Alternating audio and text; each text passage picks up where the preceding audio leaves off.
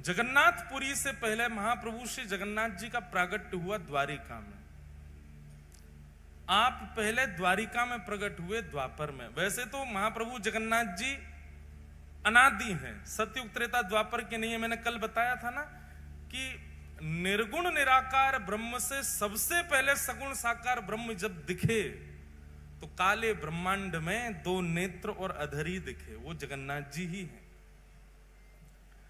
तो सगुण साकार रूप में सबसे पहले दिखने वाले यदि ठाकुर कोई है तो वो जगन्नाथ जी।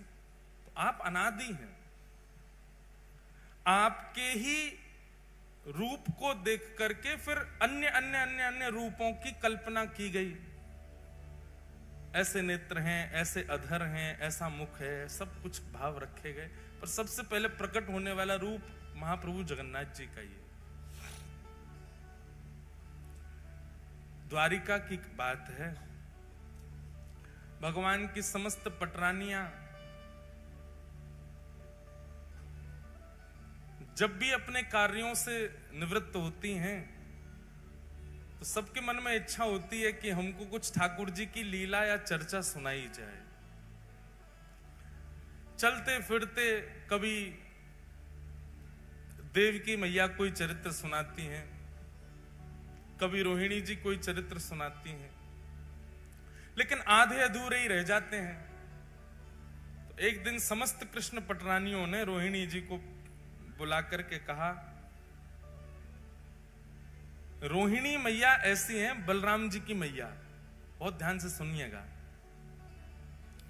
रोहिणी मैया का स्वरूप स्वभाव आपको इतना बड़ा सौभाग्य प्राप्त हुआ, ठाकुर जी की ब्रजलीला, मथुरा लीला और द्वारिका लीला, तीनों लीलाओं का संपूर्ण दर्शन करने का सौभाग्य यदि किसी को मिला है तो वो रोहिणी मैया को मिला है।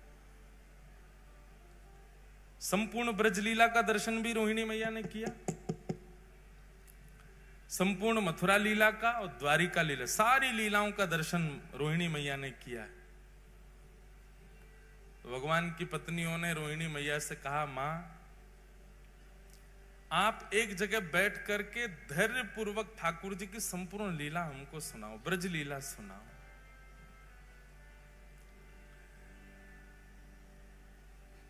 रोहिणी मैया कहने लगी, जब एक जगह बैठ के ही पूरी कथा होगी तो फिर सबको निमंत्रण दो, सबको बुलाओ, विधिवत कथा होगी, पूरे ब्रजमंडल की लीला हम सुनाएंगे, ठाकुर जी के जन्म से लेकर के अब तक की संपूर्ण लीला सुनाएंगी, सबको बुला के लाओ।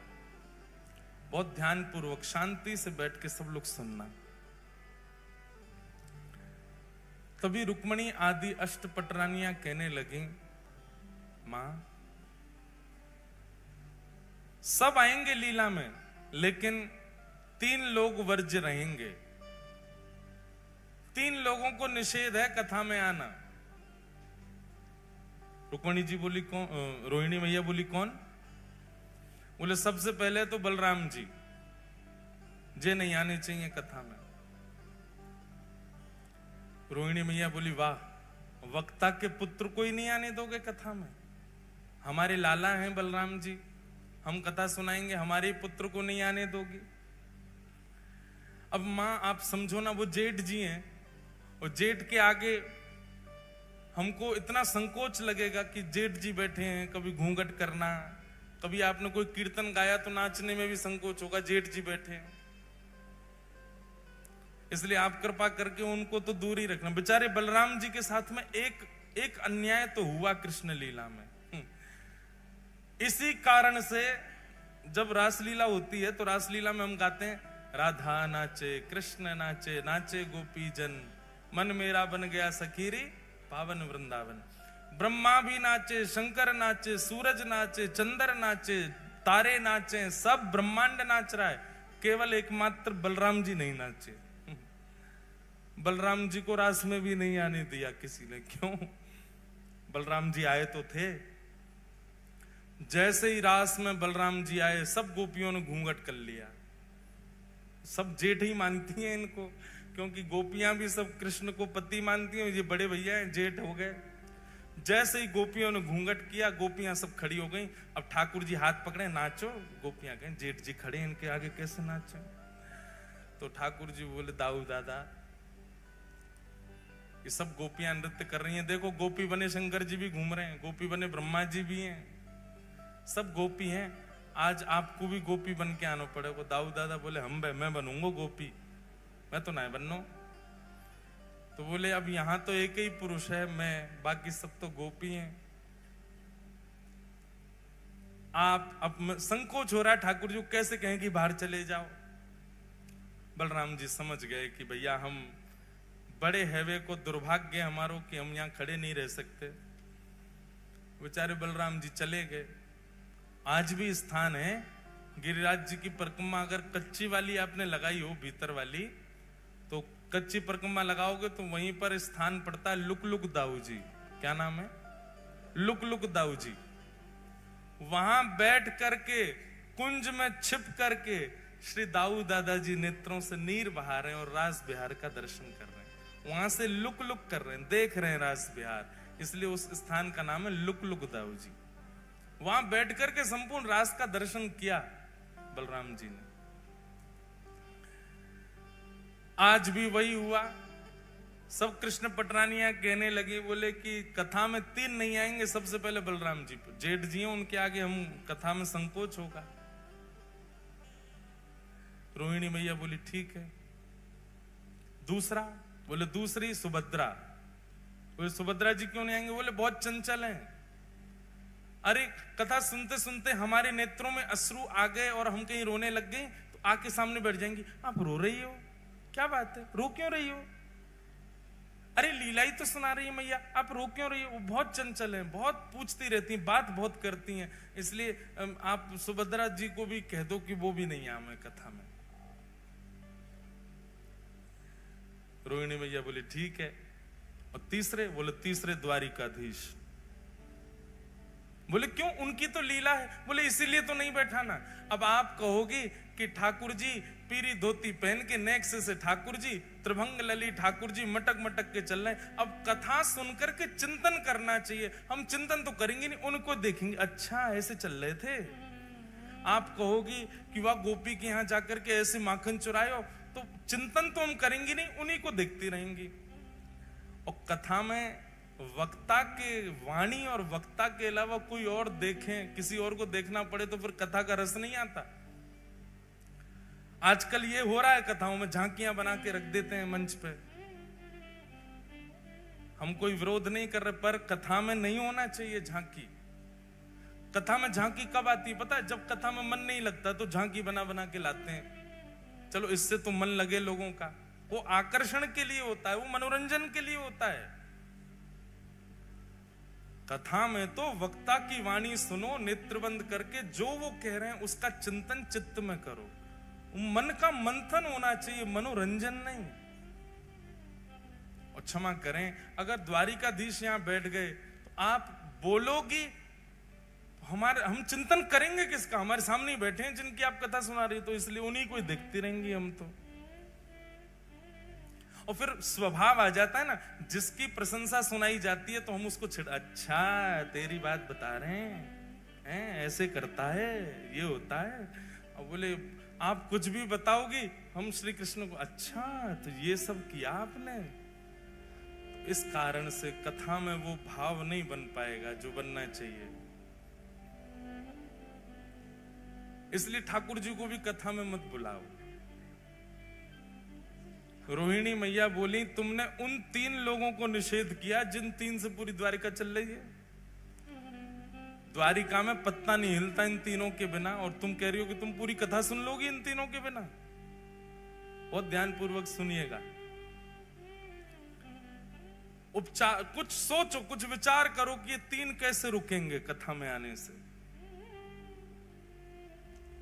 तो भगवान की पत्नियों में सबसे ज्यादा बुद्धिमान है सत्यभामा। रुक्मणी जी तो बहुत सीधी हैं, रुक्मणी जी बहुत सहज है। रुक्मणी जी तो कह भी रही थी आने दो, कोई बात नहीं, पीछे बैठ जाएंगे तीनों। सत्यभामा ही अड़ी है, ना ना ना ना, तीनों नहीं आने चाहिए। सत्यभामा जी बोली एक उपाय है। बोले क्या? बोले इन तीनों को एक खेल में व्यस्त करा देते हैं। ये खेल खेलते रहेंगे, उसी में व्यस्त रहेंगे, उतनी देर हम कथा सुनते रहेंगे। बहुत दिन हो गए, अब ये बड़े हो गए तीनों, इन तीनों को इनका बचपन याद कराया जाए। रोहिणी मैया बोली वो कैसे होगा? बोले जिस दिन ये तीनों संग बैठे होंगे हम उनके सामने चौसर खेलेंगे। चौसर बहुत प्रिय है तीनों को, और चौसर भी गलत सलत खेलेंगे, तो हमको सही करने के लिए वो तीनों बैठ जाएंगे, और तीनों जैसे बैठेंगे चौसर खेलते खेलते उसी में व्यस्त हो जाएंगे, और हम यहाँ आकर के कथा सुनने लग जाएंगे। रोहिणी मैया बोली ठीक है, तुम्हारी तरकीब अच्छी है, लगाओ। वही हुआ। एक दिन सत्यभामा, जामवती, रुक्मणी जी, कालिंदी सारी सब बैठी हैं, और सब बैठ करके चौसर खेल रही हैं। और चौसर खेलते खेलते अब जोर जोर से हंसने की आवाज आई, तो सुभद्रा जी ने तुरंत देखा, बोले हो क्या रहा है? देखा तो भाभियां सब खेल रही हैं। आकर के सुभद्रा जी जब देखने लगी तो देख के बोली ये तो गलत खेल रही हैं, ऐसे थोड़ी खेला जाता है। रुको, मैं भैया को बुला के लाती हूं, मैं दिखाती हूं कैसे खेलते हैं, हम तीनों तो निपुण हैं। और तुरंत कृष्ण बलराम को लेकर के सुभद्रा जी आई,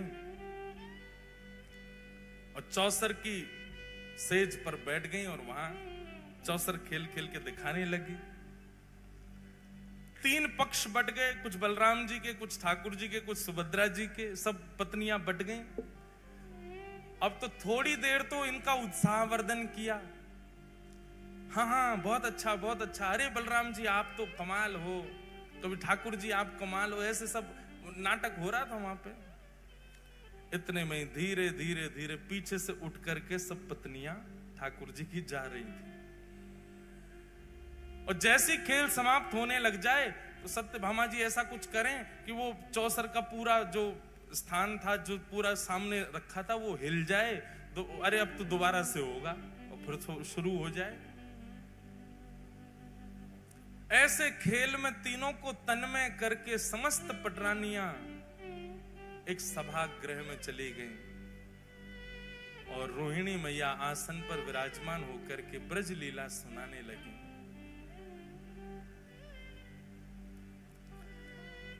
यहां पर चौसर में जीत गई कौन? सुभद्रा जी। अब सुभद्रा जी जैसे ही जीती, जीत करके उन्होंने कहा देखो भाभी जी जीत गई। देखी तो वहां कोई भी नहीं, सबरी चली गई। भैया एक भाभी जाए, दो जाए, 10 जाए समझ आती है, 16 हजारों चली गई। कुछ तो गड़बड़ है, मुझे ऐसा लग रहा है कि हमको कहीं पर फंसाया गया है। और देख नहीं रहे हो, बिल्कुल शांति छा गई है पूरे महल में, ऐसा लग रहा है कोई है ही नहीं है। दाल में कुछ काला तो है। ठाकुर जी बोले हमें तो पूरी दाल ही काली लग रही है, कुछ काला नहीं है, ढूंढो। और ढूंढते ढूंढते पहुंचे, एक विशाल सभागृह था। रोहिणी मैया नेत्र बंद करके संपूर्ण लीला सुना रही हैं, और सामने बैठकर के समस्त कृष्ण पटरानियां भाव आवेश में भाव विभोर होकर के ठाकुर जी की लीला सुन रही हैं। श्री यशोदा मैया लाल जी के छोटे छोटे हस्त कमलों में अपनी उंगली देख करके उनको चलना सिखा रही हैं। नन्हे नन्हे चरणों से ठाकुर जी कैसे चल रहे हैं, और जैसे ही चलते हैं यशोदा मैया अपनी उंगली हटा देती है। ठाकुर जी दोनों भुजा खड़ी करके एक पैर आगे रखते हैं, और रख करके फिर ऐसे डामाडोल होते भय से नीचे गिर जाते हैं। ये सब लीलाएं बता रही हैं। सब पत्नियां हंस भी रही हैं, और नेत्रों से प्रेमाश्रुओं को पहुंच करके यशोदा मैया को याद भी कर रही हैं। तभी प्रसंग आया कि श्री यशोदा मैया ठाकुर जी को पकड़ करके दहली लंगवावे ले गई हैं। लाला तू अब चलना सीख गया है, चल अब दहली लांग ले। चलना तो आ गयो, अब दहली लांगनू सीख ले। लाल जी दहली पे चढ़ तो गए, लेकिन पल्लंग को गहराई इतनी ज्यादा है कि ठाकुर जी नीचे उतर नहीं पा रहे हैं, और अपने पाम के अंगूठासों बार बार नीचे देख रहे हैं कि जमीन आई कि नहीं, अब मैं उतरूं कि नहीं। और जैसे ही नीचे पाम करें जमीन गहरी है, सो ठाकुर जी जोर जोर से रो रहे हैं। यशोदा मैया कह रही है अरे लाला तू काहे को रो रहा है? सो तुतला के ठाकुर जी कह रहे मैया जे दहली ना, जे दहली मुकु मार है, जे दहली ऊंची है गई है, या तो कह दे ये नीची है जाए। ऐसी मधुर लीलाएं श्री रोहिणी मैया, यशोदा मैया की और ठाकुर जी की बाल लीला की सुना रही हैं। सब नेत्र बंद करके भाव में कथा श्रवण कर रहे हैं। और तभी उस सभा के द्वार पर तीनों का आगमन हुआ। बलराम जी, बाल कृष्ण और सुभद्रा। बलराम जी, द्वारिकाधीश, सुभद्रा तीनों आए और तीनों ने आकर के जैसे ही चुपचाप देखा कि कथा चल रही है, मधुर लीला सुना रहे हैं, ठाकुर जी ने दोनों से कहा चुपचाप पीछे चल करके बैठे, ये हमसे छुप करके कथा कही जा रही है ताकि हम ना सुन लें, चलो पीछे बैठ के सुनेंगे। और ठाकुर जी बिल्कुल सहमे से गए और सबसे पीछे जाकर के बैठ गए तीनों। बीच में सुभद्रा जी बैठी हैं, एक तरफ बलराम जी, दूसरी तरफ ठाकुर जी, और बैठ करके मधुर वह रस चर्चा सुनने लगे। सुनते सुनते सुनते यशोदा मैया के प्रसंगों को, ब्रजवासियों के प्रसंगों को, श्री ठाकुर जी प्रेम की अवस्था में प्रवेश करने लगे। प्रेम जब प्रकट होता है ना बंधुओं, बहुत ध्यानपूर्वक सुनिएगा, प्रेम जब प्रारंभ होता है तो प्रारंभ में विपरीत अवस्था भी अच्छी लगती है। प्रेम जब प्रारंभ होता है तो प्रेमी को रात में निद्रा भी ना मिले तो भी अच्छा लगता है, भोजन ना मिले तो भी अच्छा लगता है, पानी ना मिले तो भी अच्छा लगता है, अनुकूल वातावरण का कमरा ना मिले, बिना एसी का कमरा मिल जाए तो भी अच्छा लगता है, बस प्रेमी संग होना चाहिए। प्रेम की प्रथम अवस्था है। प्रेम की द्वितीय अवस्था जब प्रारंभ होती है तो प्रेमी की परीक्षाएं शुरू होती हैं। फिर जो प्रेमी है वो इस अवस्था में आ जाता है कि वो अपने प्रेम को तो मान चुका है कि मैं इससे बहुत प्रेम करता हूं, वो सामने वाला मुझसे प्रेम करता है कि नहीं, उसकी परीक्षाएं लेना प्रारंभ करता है। फिर वो ऐसा कुछ करता है कि जिससे पता चले कि ये मुझसे प्रेम करता है कि नहीं। तीसरी अवस्था में रूठना, मनाना, मान लीला प्रारंभ हो जाती है। चौथी अवस्था में स्वीकारीकरण और विश्वास आ जाता है। पांचवी अवस्था में प्रेम अब पुष्टता की ओर बढ़ता है तो दोनों में वियोग की भावना, संयोग वियोग, कभी राजी कभी रूठ गए, कभी राजी कभी रूठ, संयोग वियोगात्मक भाव रहता है। छठवीं अवस्था में प्रेम विरह प्रदान करता है। कोई भी एक थोड़ा दूर हो जाएगा। अगर प्रेम सच्चा होगा तो विरह प्रारंभ होगा। प्रेम केवल बहाना रहा होगा या केवल आसक्ति रही होगी तो उस विरह से किसी को भी फर्क नहीं पड़ेगा।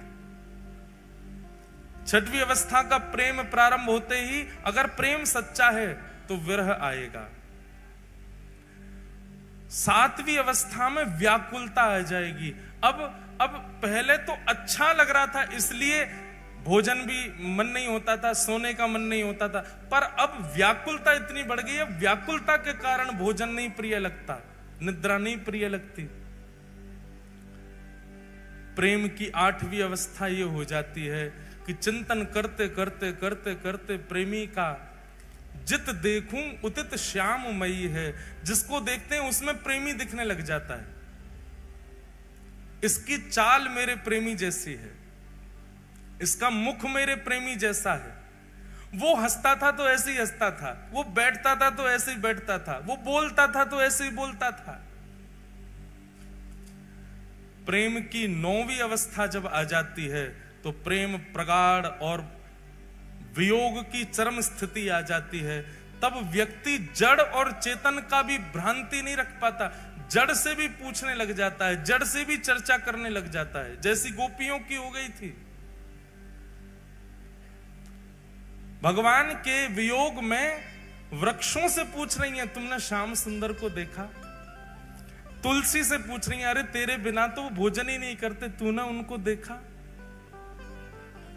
मयूर से पूछती हैं, तुमने उनको देखा, तुझे तो सिर पे धारण करते हैं।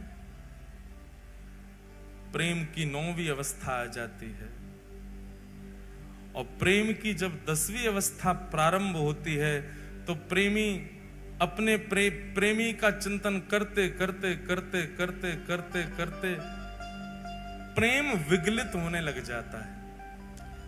जैसे एक मोमबत्ती में अग्नि प्रज्वलित करने पर वो पिघलने लग जाती है, ऐसे प्रेमी के सर्वांगीण अंग पिघलने लग जाते हैं। बहुत ध्यानपूर्वक सुनिए, कोई चर्चा मत कीजिए, हमारी प्रार्थना है। ठाकुर जी ने जब कथा में बैठना और श्रवण करना प्रारंभ किया तो ब्रजवासियों की याद आने लगी, अपनी लीला सुन के मुस्कुराने लगे, अच्छा सा लगने लगा। फिर विपरीत अवस्था भी अच्छी लगने लगी। धीरे धीरे धीरे कथा आगे बढ़ने लगी। ठाकुर जी उन अवस्थाओं को पार करते गए। पार करते करते 6वीं 7वीं अवस्था में आकर के ठाकुर जी अपना हृदय पकड़ करके सहलाने लगे, ब्रजवासियों की याद आने लगी। 7वीं 8वीं अवस्था आते ही श्री ठाकुर जी के नेत्रों से अश्रुबिंदु गिरने लगे। सभागृह में दिखने वाली ब्रज जैसी कोई भी वस्तु उसको ठाकुर जी जा जा करके अपने हृदय से लगाने लगे। मेरी मैया कहां है, मेरे बाबा कहां है, मधुमंगल श्रीदामा सब कहां है। इस प्रकार ठाकुर जी ढूंढने लगे। अपनी पटरानियों में ही किसी के रूप को देख करके कहते हैं, श्रीदामा ऐसो ही लगे, मेरो मधुमंगल ऐसो ही दिखे। रोहिणी मैया को देख के यशोदा मैया ऐसी लगे। बलराम जी को देख के कहते हैं, दाऊ दादा हमारे नंद बाबा ऐसे ही लगे। ठाकुर जी की ऐसी अवस्था प्रकट हो गई।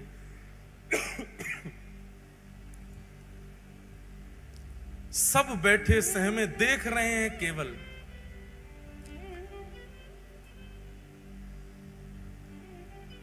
जैसे ही विरह की प्रेम की 10वीं अवस्था प्रारंभ हुई, सुभद्रा जी गई, दौड़ करके ठाकुर जी को एक जगह स्थान पर लाकर के बैठाया, संभालने लगी। पर रोहिणी मैया तो भावावेश में आकर के कथा कहती जा रही हैं। सुनते सुनते सुनते प्रेम की 10वीं अवस्था में जैसे प्रवेश किया, ठाकुर जी की भुजाएं खड़ी हो गई, बलराम जी की भुजाएं खड़ी हो गई, मानो आवाहन कर रहे हो, अरे भैया कोई जाओ, जाके ब्रजवासिन को लाके हमारे हृदय से लगा दो। 10वीं अवस्था प्रारंभ होते श्री ठाकुर जी का श्री अंग पिघलने लगा। नेत्र पिघल गए, नासिका पिघल गई, कान पिघल गए, मुखमंडल पिघलने लगा, हस्त कमल पिघलने लगे, चरण पिघल गए, उदर पिघल गया, सर्वांगीण श्री अंग पिघलने लगा श्री ठाकुर जी का। प्रेम अपनी स्थिति में होता है तो नेत्रों से आंसू निकलते हैं, पर प्रेम जब चरम स्थिति में जाता है तो व्यक्ति की चरम भी पिघलने लग जाती है। हम संसारी मानव पांचवी श्रेणी से ऊपर नहीं जा सकते प्रेम की में, क्योंकि हमारा प्रेम इतना है ही नहीं। उससे ऊपर की स्थिति में जाते ही सबको अपना स्वार्थ दिखने लग जाता है। हम कभी 10वीं अवस्था, 9वीं अवस्था, 7वीं अवस्था में नहीं जा सकते। हमारी स्थिति केवल 5वीं अवस्था तक है। जैसे वियोग प्रारंभ होता है, वियोग आते ही हमको अपना स्वार्थ दिखता है और स्वार्थ दिखते ही हम अपने प्रेमी का त्याग कर देते हैं। उससे मिलने वाले विरह को हम सह नहीं पाते।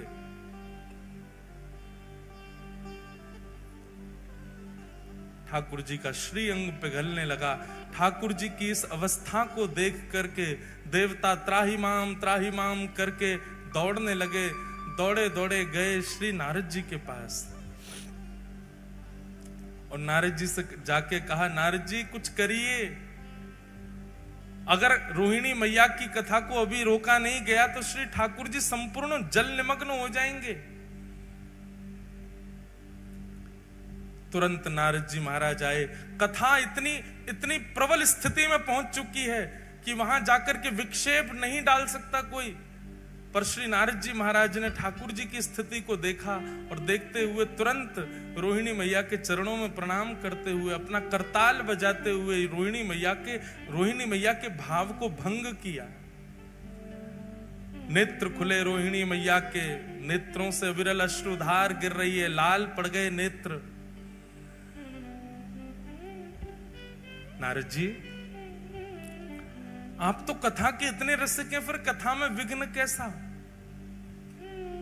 नारद जी महाराज ने इशारा किया, मैया सामने देखो। पीछे बैठे द्वारिकाधीश बलभद्र और सुभद्रा तीनों प्रेम की 10वीं अवस्था पार कर चुके हैं। उनका श्री अंग पिघल रहा है। यदि मैं आपकी कथा को थोड़ी देर और नहीं रोकता तो तीनों जल निमग्न हो जाते, नदी बनकर के बहने लगते। बंधुओं, द्वारिका कभी जाइएगा तो गोपी तालाब का दर्शन कीजिएगा। कृष्ण विरह में गोपियां जल निमग्न हो गईं। बिंदु सरोवर का कभी दर्शन कीजिएगा, वहीं पर सिद्धता नाम की नदी है जो कि भगवान श्री कपिल की मैया देवहूति माता प्रेम की अवस्था पार करके नदी बन के बहने लगी। कालिंदी प्रेम की अवस्था पार करके नदी बन के यमुना जी बन गई।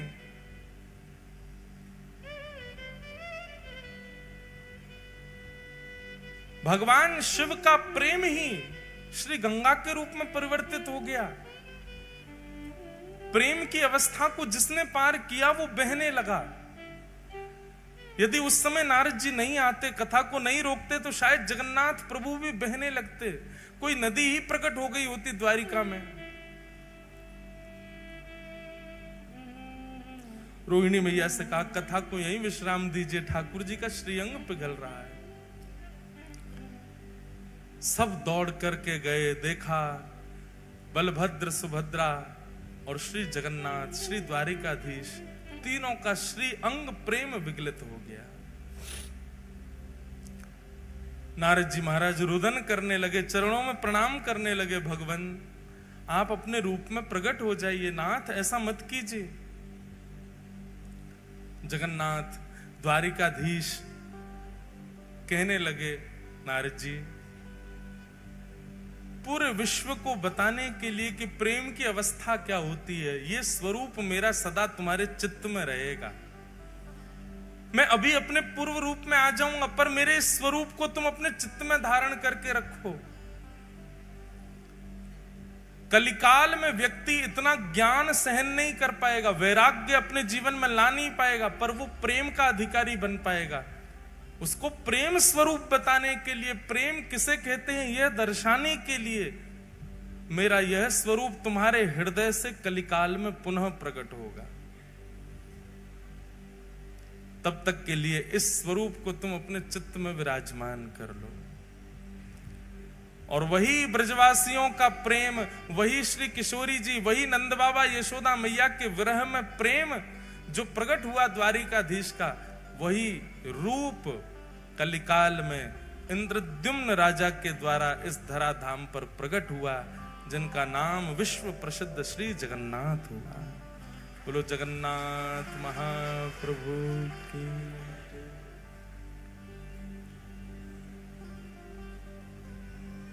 ब्रजवासियों के प्रेम में श्री महाप्रभु जगन्नाथ जी पिघल गए और तब ये रूप प्रकट हुआ। बंधुओं, संसार में सब प्रेमी अपने आप को दिखाते बताते हैं, पर प्रेम तो केवल ठाकुर जी जानते हैं और कोई नहीं जानता।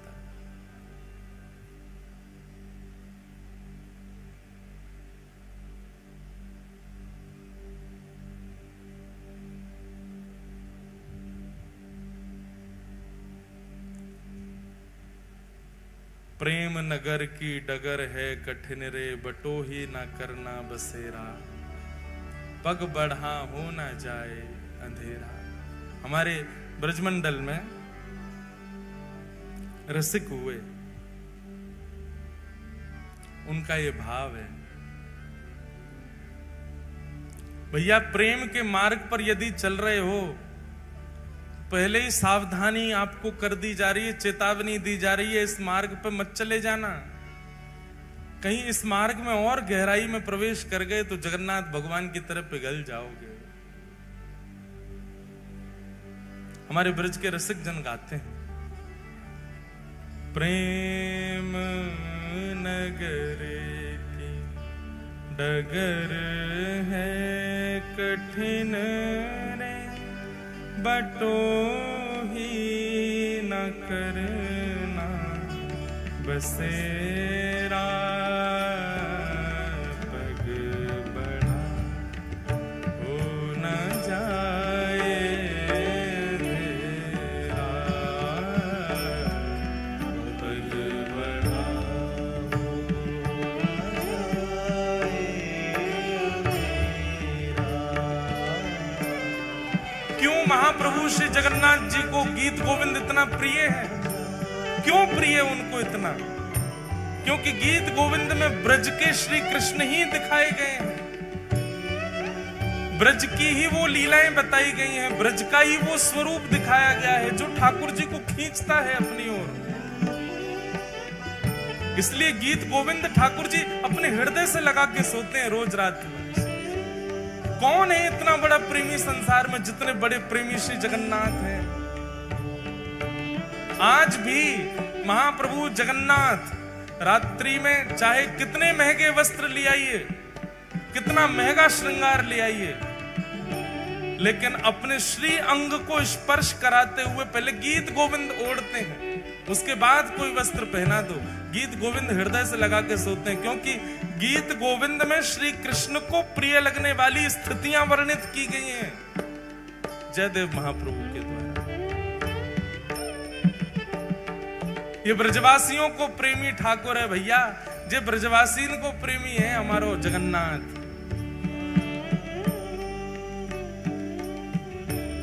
इसीलिए मैंने कहा कभी जगन्नाथपुरी जाओ तो एक ब्रजवासी को संग लेकर के जाओ, महाप्रभु को बहुत प्रिय। प्रेम नगर की डगर है कठिन रे, बटो ही न करना बसेरा, पग बढ़ा हो न जाए तेरा, पग बढ़ा हो न जाए तेरा,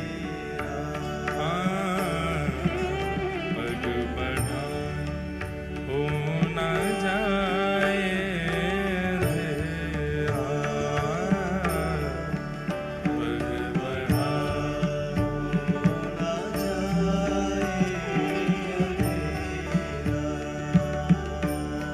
हो मन का रतन रख जतन से अनाड़ी, मन का रतन रख जतन से अनाड़ी, मन का रतन रख जतन से अनाड़ी, मन का रतन रख जतन से अनाड़ी। क्यों?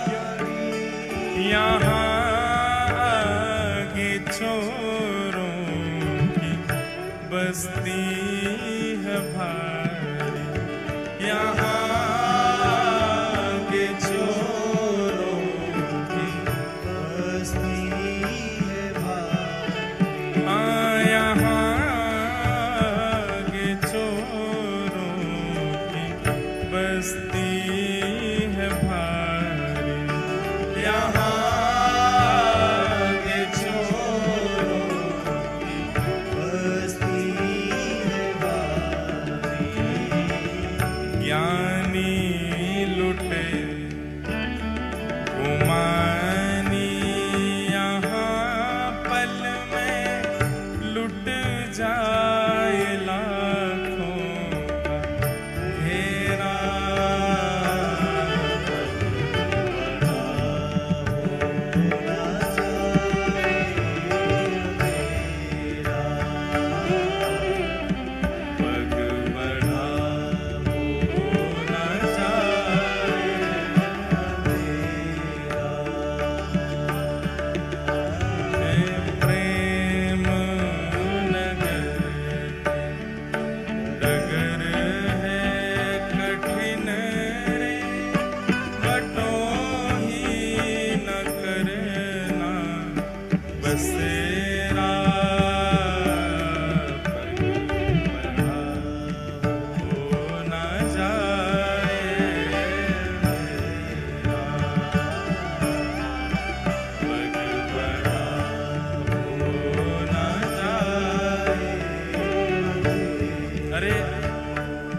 कितना प्रेम प्रकट हुआ महाप्रभु जगन्नाथ को।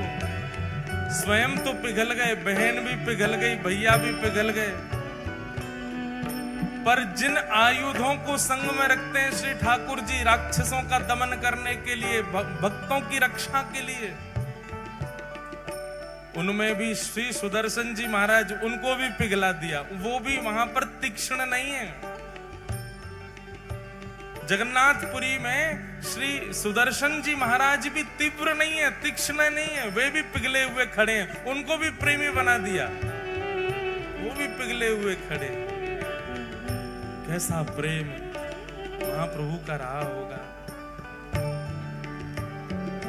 बादल विपद की अंधेरी है रातें, बादल विपद की अंधेरी है रातें। हमारे वृंदावन में स्वामी राम स्वरूप जी का नाम सुना आप लोगों ने? रासाचार्य स्वामी राम स्वरूप जी महाराज, उनके पूज्य पिताजी श्री मेघश्याम जी, उनका ये पद है। उनकी गोद में ठाकुर जी खेलते थे। क्या कह रहे हैं? बादल विपद की अंधेरी है रातें, बादल विपद की अंधेरी है रातें, भजन सार सब झूठी दुनिया की बातें, भजन केवल सार भजन है, बाकी सब झूठ है। दुनिया हाँ, भजन सार सब झूठी दुनिया की बातें, भजन सार सब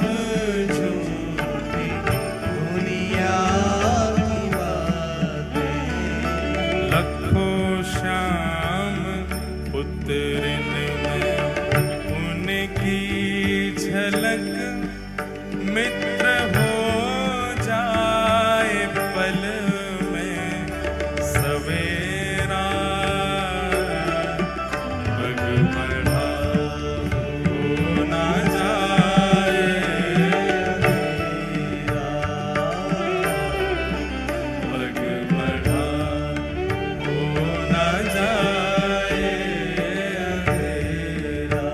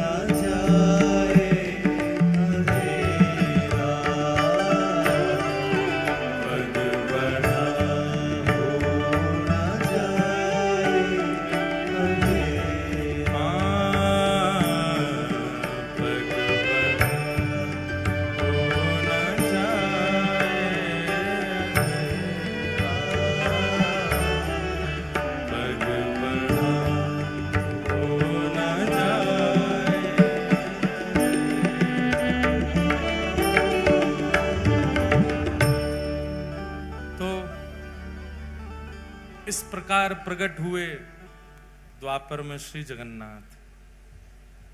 नारद जी ने उस स्वरूप को अपने चित्त में धारण कर लिया। फिर इसी कलिकाल में इंद्रद्युम्न नाम के राजा हुए। पूर्व के संस्कार उनके इतने सुदृढ़ थे। देखो बंधुओं, भक्त दो ही लोग बनते हैं, बहुत ध्यान से सुनिएगा। भक्त दो ही लोग बनते हैं, या तो वो जिसके पूर्व का भजन बहुत है, थोड़ा बहुत शेष रह गया तो इस जन्म में वो भक्त बन गया। पूर्व काल से ही भक्ति के संस्कार हों तो इस जन्म में वो भी भक्त बन जाता है। और दूसरा भक्त कौन बनता है? घोर नास्तिक। ऐसा ठोकर पड़े, ऐसी झटका लगे जीवन में कि वो भक्त बन जाता है।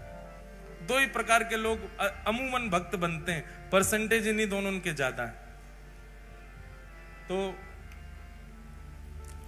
इंद्रद्युम्न राजा के पूर्व के संस्कार बहुत ध्यानपूर्वक सुनिएगा। ठाकुर जी ऐसे नहीं प्रकट होते, ऐसे संस्कार हो तब ठाकुर जी आते हैं जीवन में। इंद्रद्युम्न राजा, बचपन से ही उसके अंदर इतनी भक्ति थी, इतना भाव था। भक्ति भाव का मतलब आप क्या समझते हैं? ठाकुर जी के प्रति भक्ति होना, ठाकुर जी के प्रति भाव होना, ये तो सबके अंदर हो जाता है। असली भक्त वाकु मानो, जाको जाको प्रेम हरि जनन सो हो। कौन से? हरि जन से। हरि जन मतलब हरि के दुदास है, उनसे जो प्रेम करते हो। हम एक बात कथा में कहते हैं कि महाप्रभु श्री जगन्नाथ जी के दर्शन करके आप जितना उछलते हो, राधा रमन जी के कपाट लगे, अचानक तो गोसाई जी कपाट खोलते हैं तो जैसे महाराज सबकी भुजाएं खड़ी हो जाती है, नेत्र अपलक हो जाते हैं, हृदय में प्रसन्नता हो जाती है। राधा वल्लभ जी के दर्शन होते ही महाराज हृदय में अत्यंत शांति, अत्यंत शीतलता का अनुभव होता है। ठीक वैसा ही अनुभव किसी वैष्णव जन को देख करके होता हो तो मानो कि आप वैष्णव हो, तो मानो कि आप भक्त हो। हरिजन सो प्रीति नाही, अगर हरिजन से प्रीति नहीं है तो हरि से प्रीति नहीं। इंद्रद्युम्न राजा का एक नियम था कि आप अपने नगर में सेना खड़ी करके रखते थे चारों ओर। सब राजाओं की सेना खड़ी रहती है सुरक्षा में, लेकिन आपकी सेना का एक ही काम था। बहुत ध्यानपूर्वक सुनिएगा। क्या? नगर में आने वाले हर व्यक्ति से पूछना कि वो कहां से आया है, और नगर से जाने वाले व्यक्ति से पूछना वो कहां जा रहा है। यदि आने वाला व्यक्ति और जाने वाला व्यक्ति किसी तीर्थ या धाम का नाम ले दे, उसको पकड़ करके राजा के पास ले जाओ। आने वाला व्यक्ति अगर ये कह दे कि मैं बद्रीनाथ से आया हूं, तो जैसे किसी नगर में प्रवेश करते हैं तो वहां के सिपाही जन खड़े होकर के लाइन लगवाते हैं, बोले हाँ एक एक करके बताते जाओ अपना परिचय, कहां से आए हो।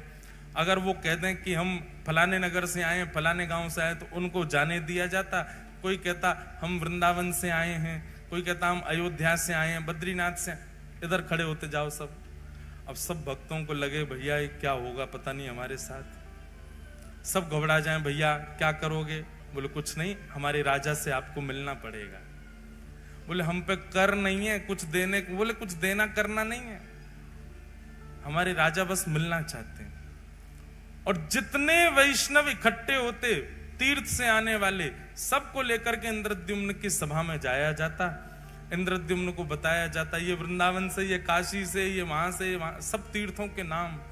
इंद्रद्युम्न अपनी सभा पूरी करके सबको एक कमरे में बिठाता और सामने बैठ करके एक एक करके उनको बुलाता। बोले आप उस स्थान का वर्णन कीजिए, वृंदावन कैसा है। और नेत्र बंद करके इंद्रद्युम्न केवल उसका अनुभव करता था। वहां की नदी कैसी है, वहां के लोग कैसे हैं, वहां की वृक्ष वल्लरियां कैसी हैं, वहां का तापमान कैसा रहता है, वहां ठाकुर जी की सेवा कैसी होती, प्रसाद कैसा लगता है, सारी बातें इंद्रद्युम्न बैठ करके सुनता था। एक अद्भुत भक्ति का प्रकार था इंद्रद्युम्न का।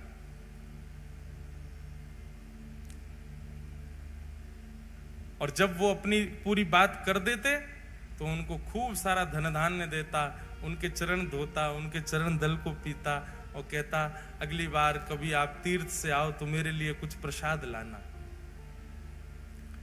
तीर्थ जाने वाले जो लोग होते थे नगर से, उनको अपने पास बुलाता, कहां जाओगे, कहां रुकोगे, वहां कैसे करोगे, क्या करोगे, रास्ता कैसा है, कैसे जाओगे, व्यवस्था कर देता रास्ते की। और कहता लौट के आओ तो मुझसे जरूर मिलना, बताना कैसा लगा वहां पे, मैं तो राजा हूं, कार्यकाल छोड़ के जा नहीं सकता।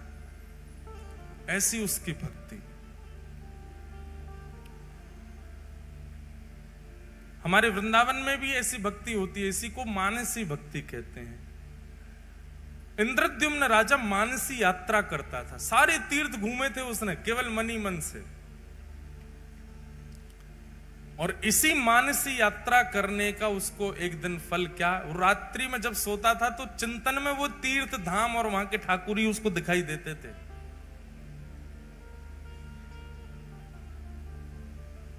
एक दिन ऐसे ही पूछते पूछते पूछते वैष्णवों से, उनके संग बैठ के सत्संग करते करते रात्रि में इंद्रद्युम्न सोए, और जैसे ही सोया स्वप्न में उसको एक पर्वत दिखाई दिया। उस पर्वत में सुंदर गुफा है, और उस गुफा के भीतर त्रिभंग लली श्याम सुंदर बिल्कुल नील मणि की तरह चमक रहे हैं। अद्भुत उनकी छटा, ऐसा अद्भुत दर्शन करने लगा। उनका दर्शन करके नेत्र आनंदित हो गए। उनकी सुंदर चरण की उनके सुंदर अंग की सुगंधी इंद्रद्युम्न को आने लगी। उनकी वो एक क्षण की झलक इतनी सुंदर, इतनी मनमोहक थी। छटपटा करके नेत्र खुले इंद्रद्युम्न के, जलपान करने लगा, अपनी छाती को मसलने लगा। ये मैंने कैसा दृश्य देखा, ये कौन थे, ये कहां के ठाकुर जी। मैंने इतने तीर्थयात्रियों से पूछा, पर ऐसा स्वरूप तो किसी ने मुझे वर्णन नहीं किया। अत्यंत व्याकुल हो गया इंद्रद्युम्न। अब तो जो भी तीर्थयात्री आए उनके तीर्थ की चर्चा ना सुन के अपना हृदय का भाव बताता। ऐसी आंख है, ऐसी कमर है, ऐसा मुख है, ऐसे चरण हैं, आपने इनके बारे में सुना, ये कौन है, पर्वत पर रहते हैं। वैष्णव जन कहे नहीं, हमने तो नहीं देखा। अत्यंत व्याकुल हो गया इंद्रद्युम्न। संतों की खूब सेवा करता, बस मन में यही चिंतन था, बस इनका पता मुझे लग जाए, ये कौन है जो मुझे स्वप्न में दिखे। बंधुओं, एक बात बताएं, ये इंद्रद्युम्न के साथ हुआ ये तो हमने पढ़ा है, पर प्रत्यक्ष मैंने कई लोगों को सुना भी है। हमारे गिरधर लाल जी के एक आध वैष्णवों के तो मुझे याद है, उन्होंने कभी लाल जी को देखा नहीं, पर उनके स्वप्न में ठाकुर जी जाके उनको दर्शन दे के आ चुके हैं। हमारे वृंदावन राधा रमन लाल जी, कोई व्यक्ति वृंदावन नहीं आया पर उसको स्वप्न में जाकर के पहले ही उसके दर्शन देख के आ चुके हैं।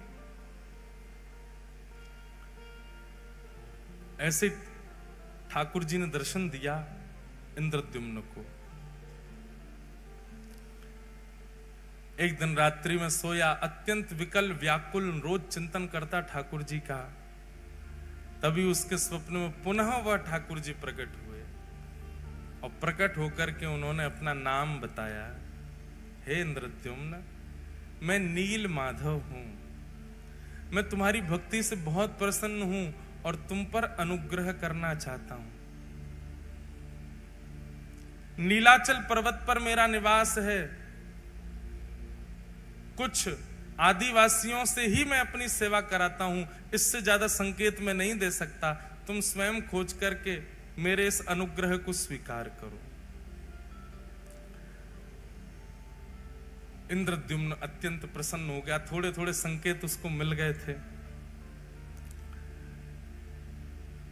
इंद्रद्युम्न ने अपने भाई, जिनका नाम था विद्यापति, बहुत ध्यानपूर्वक सुनो, विद्यापति को कहा कि लीलाचल पर्वत है, वहां पर आदिवासी सेवा करते हैं, नीलमाधव भगवान वहां पर विराज रहे हैं, तुम जाकर के उनकी सुध लेकर के आओ, वो ठाकुर जी मुझ पर कृपा करना चाहते हैं। तब विद्यापति लीलाचल पर्वत के पास गए, और वहां जाकर के उन्होंने देखा तो सब कोल भील हैं, सब वन के लोग हैं, आदिवासी हैं, और वो सब वहां पर रहते हैं। रह करके कैसे सेवा करते हैं, क्या करते हैं, वो सब का थोड़ा थोड़ा अनुभव करने लगा। तभी एक दिन एक कन्या पर उसकी दृष्टि गई, अत्यंत भोली सीधी कन्या, उसका नाम था ललिता। उन्हीं आदिवासियों के सरदार की वो बेटी थी।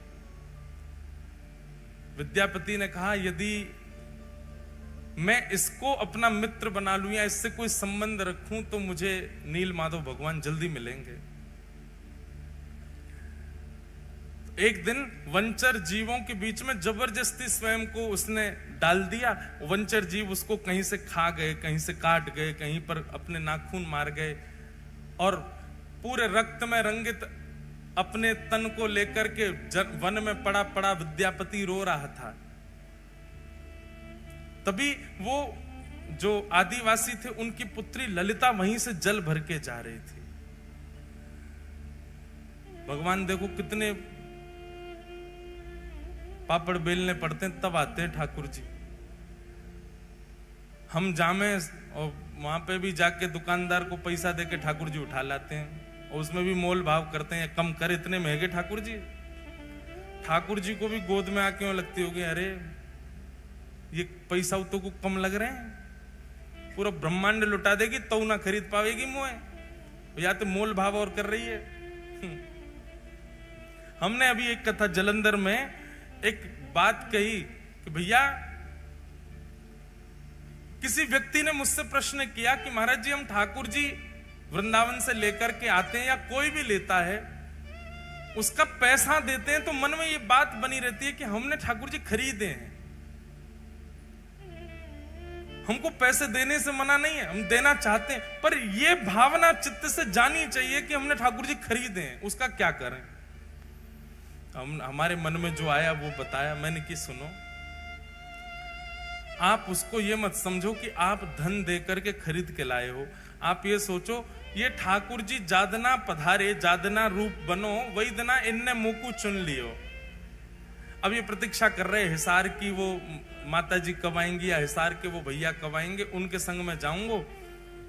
अब आप गए 1 साल 2 साल बाद, ठाकुर जी के बनने के बाद, ठाकुर जी के प्रकट होने के बाद, तो 2 साल तक ठाकुर जी जिसके घर पर रहे, उसके यहां से जब अपने ठाकुर जी ले जा रहे हो, तो 2 साल वाने आपके ठाकुर जी की रक्षा करी, ठाकुर जी को विराजमान कियो, ठाकुर जी को श्रृंगार दियो, या भाव से वाकू बधाई दे करके आओ कि भैया हम तुमको बधाई दे रहे हैं, तुमने हमारे हृदय के ठाकुर जी अपने पास रखे।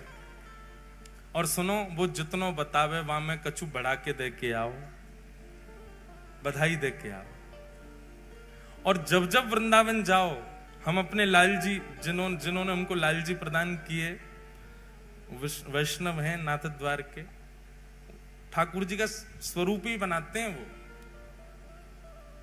उनको हमने मामा जी का संबंध बना रखा उनसे। जब भी जाएंगे नाथ द्वारा उनके यहाँ जरूर जाएंगे, उनको कुछ कुछ भेंट दे के आएंगे, कुछ करके आएंगे, बधाई दे के आएंगे। अभी नाथ द्वारा में उत्सव है तो उनको भी बुलाएंगे, सम्मान करेंगे, भैया हमारे लाल जी के मामा जी हैं।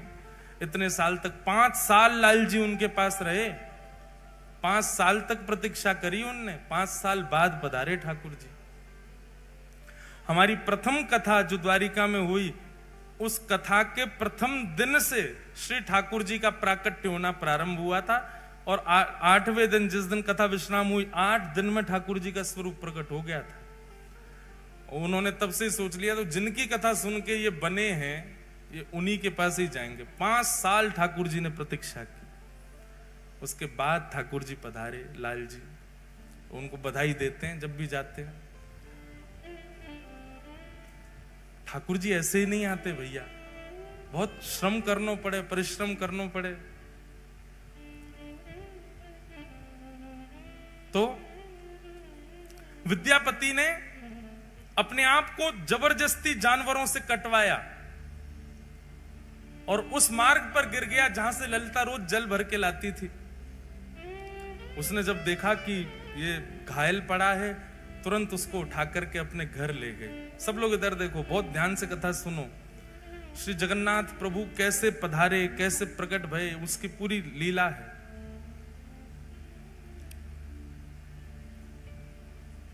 विद्यापति को लेकर के घर गई, पिताजी से जाके कहा, पिताजी ये घायल व्यक्ति है, मैं इसको ले आई हूं, आप इसकी चिकित्सा करो। ललिता के पिताजी का नाम था विश्व वसु। आज भी श्री जगन्नाथ जी की रथ यात्रा में विशेष सेवा उसी वंश की है।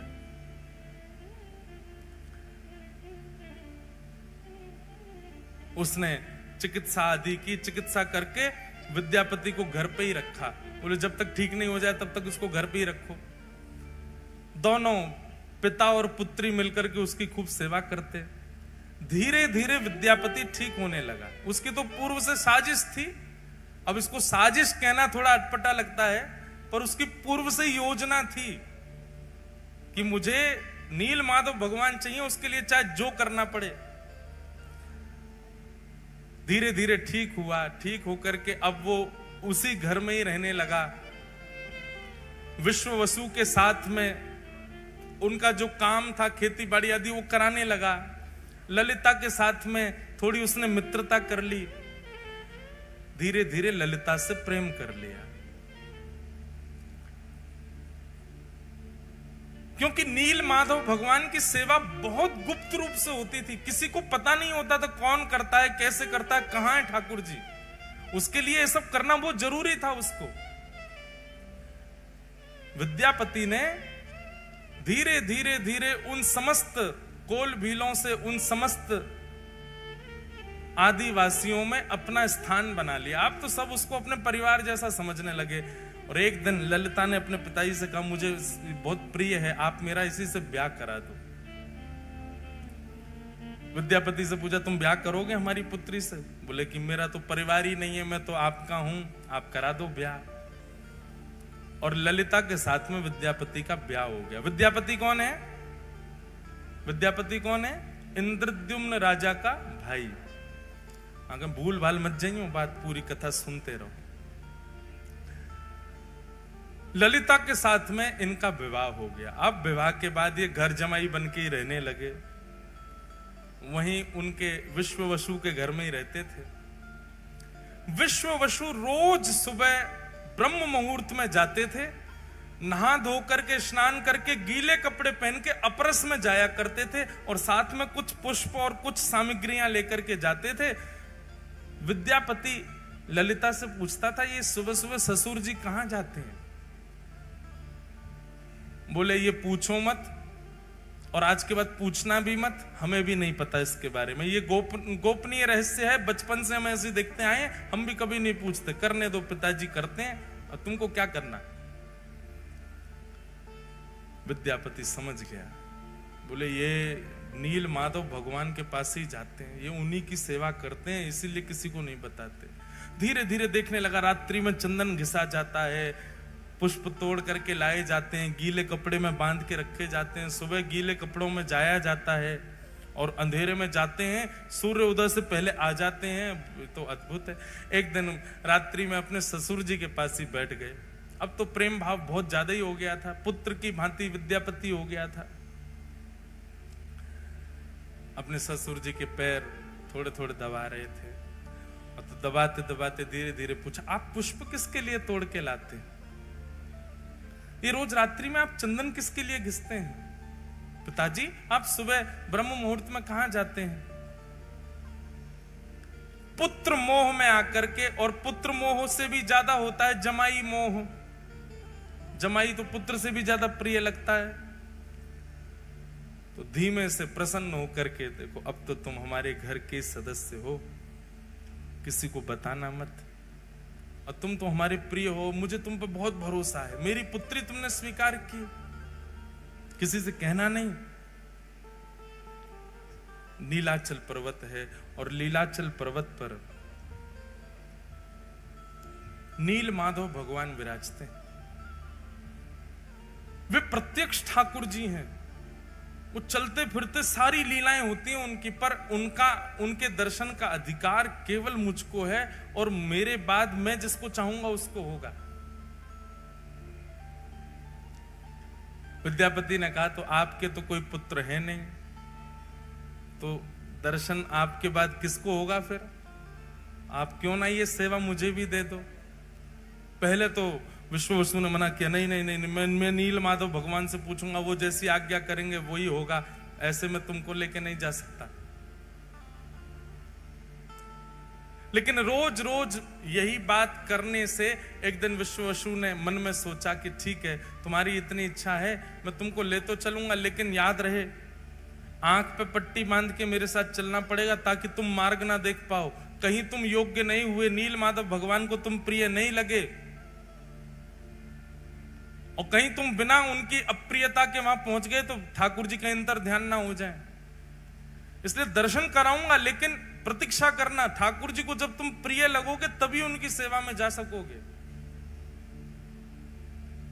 और अगले ही दिन आंखों पर पट्टी बांधी विद्यापति के, और उसके ससुर जी विश्ववसु उनको लेकर के जा रहे। लेकिन विद्यापति तो इसी बहाने, इसी चतुराई से आया था कि उसको नील माधव भगवान चाहिए। उसने रात्रि में ही एक पोटली में खूब सारी राई भर ली। राई समझते हैं, सरसों के दाने, वो भर लिए और भर करके उसमें एक सुई का छेद करके उसको अपनी कमर पर बांध लिया। और कमर पर बांध के दूसरे दिन पिताजी ने रुई लगाई, रुई के ऊपर पट्टी बांधी, पट्टी बांध के हाथ पकड़ करके ले गए। वो नीचे से उसने पोटली थोड़ी सी दबाई, उसमें से राई निकलने लगे। चला गया पर्वत के ऊपर, दुर्गम मार्ग पार करके नीलाचल पर्वत पर गुफा में पहुंचे। और गुफा में जाकर के नील माधव भगवान की सेवा आदि करने के बाद कहा कि अब मैं तुम्हारी पट्टी खोलूंगा, एक क्षण देखना, दर्शन करके फिर पट्टी बांध लेना। और जैसे ही उसकी पट्टी खुली, सामने नील वर्ण के श्री नील माधव भगवान मंद मंद मुस्कुरा रहे हैं, कटाक्ष कमल नेत्र हैं, सुंदर ठाकुर जी का वपु दिखने लगा। दर्शन हो गए। दर्शन करते तुरंत पट्टी बांधी, बोले चलो अब वापस यहां से, ताकि मार्ग ना पता कर ले। वापस ला कर, अब देखो तुमको दर्शन हो गए, अब नील माधव भगवान आज्ञा करेंगे तो तुमको सेवा मिलेगी, नहीं तो ऐसे ही रहो। अब उसको कहां, वो तो छटपटा रहा था, उसको दर्शन हो गए, वही छवि दिखे। बोले भैया कब से प्रतीक्षा कर रहे हैं, अब इन सबको मैं बताऊंगा कि इन्हीं की आज्ञा है मेरे भैया को, तो ये लोग मानेंगे नहीं। भैया अपना राजपाट छोड़ करके आ नहीं सकते।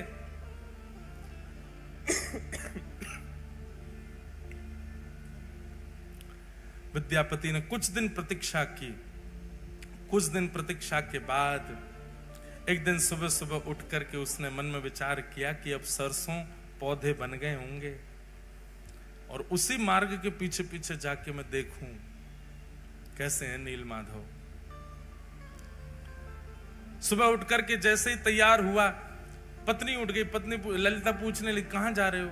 बोले देवी पुष्प लेने जा रहा हूं, ठाकुर जी की सेवा करूंगा, तुम्हारे लिए गजरा बनाऊंगा।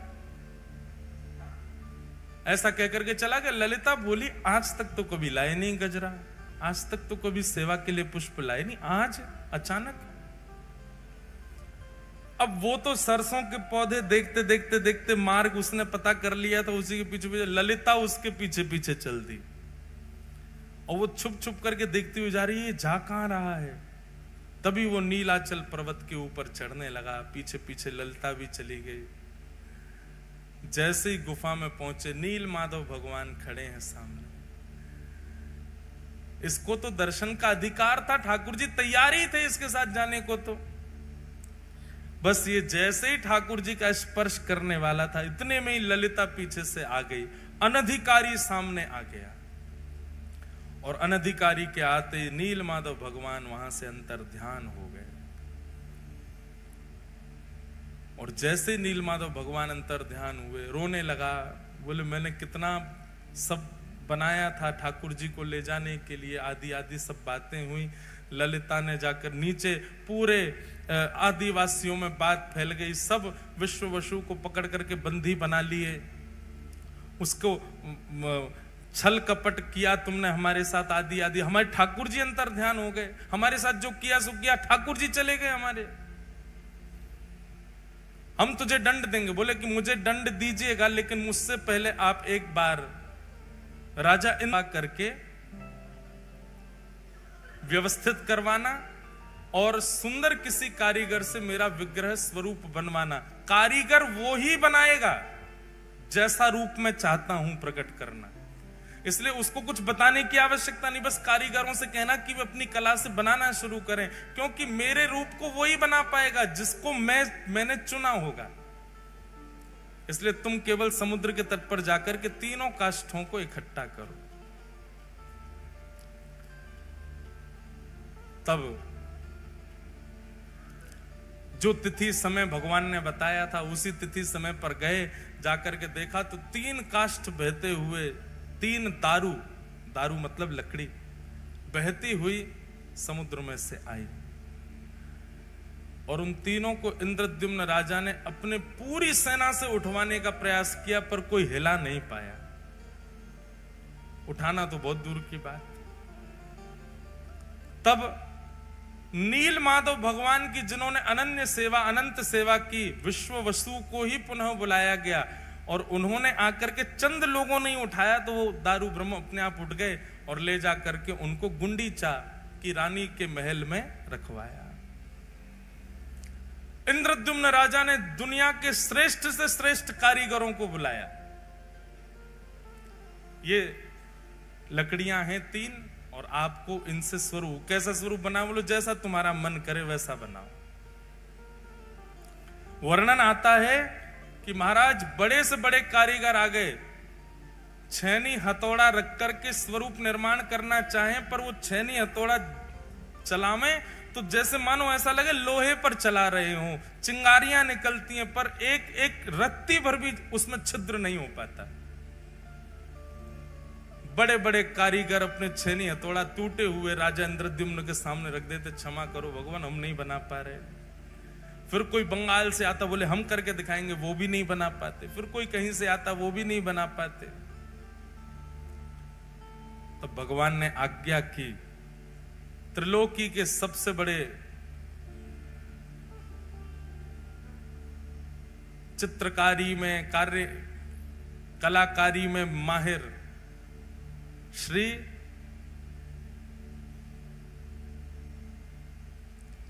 विश्वकर्मा जी को बोले आप जाओ और जाकर के मेरा वही रूप प्रकट करो जो नारद जी के चित्त में विराज रहा है। तब विश्वकर्मा जी एक वृद्ध कारीगर, एक मूर्तिकार के रूप में आए, दीनहीन से बिल्कुल पीछे खड़े थे सबसे।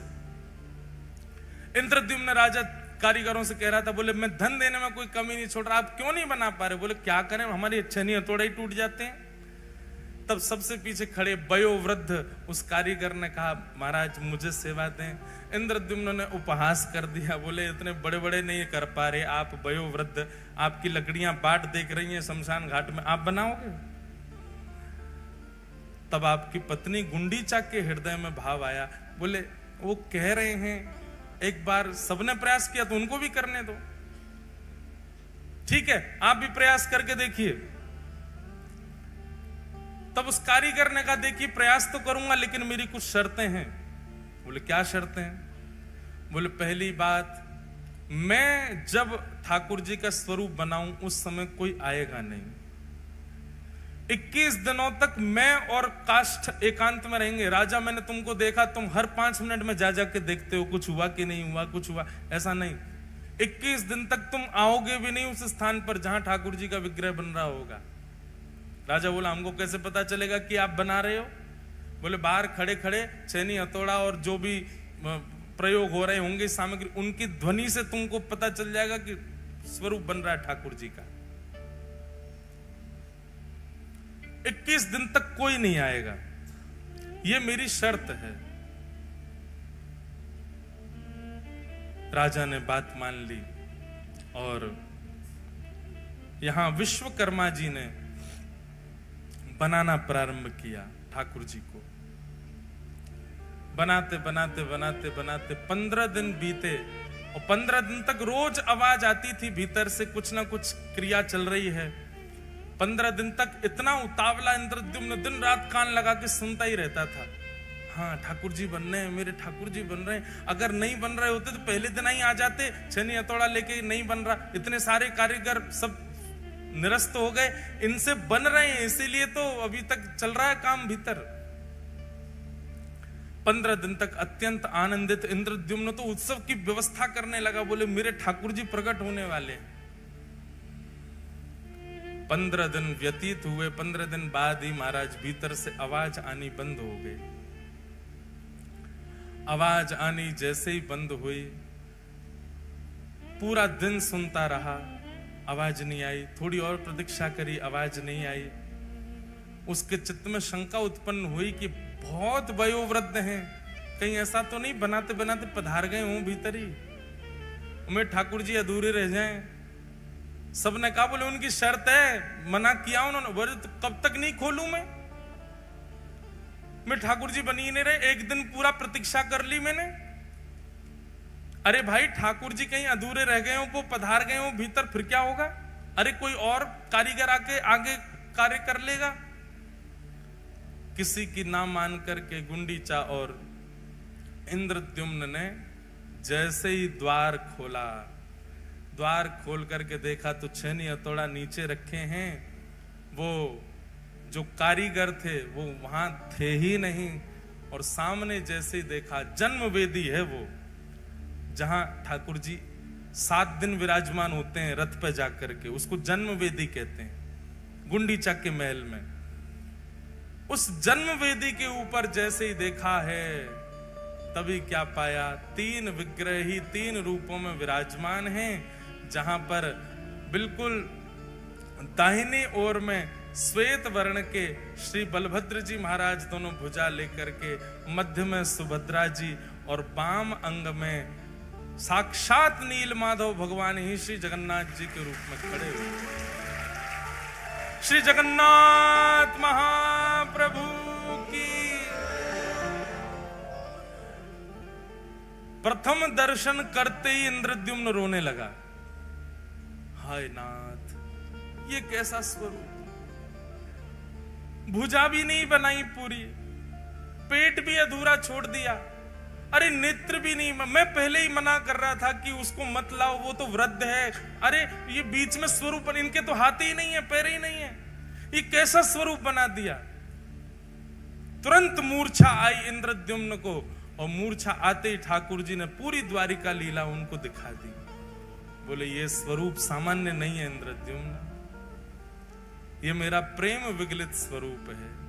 पूरे विश्व में मेरे अनेक अनेक रूप होंगे, पर ऐसा रूप एकमात्र पूरे भारत में, पूरे ब्रह्मांड में, पूरे त्रिलोक में यदि कहीं होगा तो केवल और केवल तुम्हारे पास नीलाचल पर्वत पर होगा, और कहीं नहीं। भगवान त्रिभंग लली गोलोक धाम में भी हैं, ठाकुर जी धनुष बाण लेकर के साकेत धाम में भी हैं, शंख चक्र गदा पद्म धारण करके वैकुंठ में भी हैं और पृथ्वी पर भी हैं। पर श्री जगन्नाथ तो केवल और केवल पृथ्वी पर हैं और कहीं भी नहीं, केवल इस भूमि पर। महाप्रभु जी ने आज्ञा की, ये मेरा स्वरूप है और ये स्वरूप मेरा प्रेम के कारण प्रकट हुआ है। इंद्रद्युम्न, अब तुम मेरा मंदिर निर्माण करा करके मेरे स्वरूप को विराजमान कराओ और विराजमान करके मेरी सेवा प्रारंभ करो, ये मेरा ही स्वरूप है। तब इंद्रद्युम्न के हृदय में जो दोष उत्पन्न हो रहा था, जो भाव उत्पन्न हो रहा था, ये कैसा स्वरूप, वो भाव, वो दोष, वो दूर हो गया। पूरे जगन्नाथपुरी में, पूरे लीलाचल पर्वत पर महाराज श्री क्षेत्र में उत्सव मनने लगा। इंद्रद्युम्न ने भव्य मंदिर का निर्माण कराया और भव्य मंदिर में जाकर के महाप्रभु श्री जगन्नाथ विराजमान हुए। बोलो जगन्नाथ भगवान की जय। महाप्रभु श्री जगन्नाथ विराजमान हुए।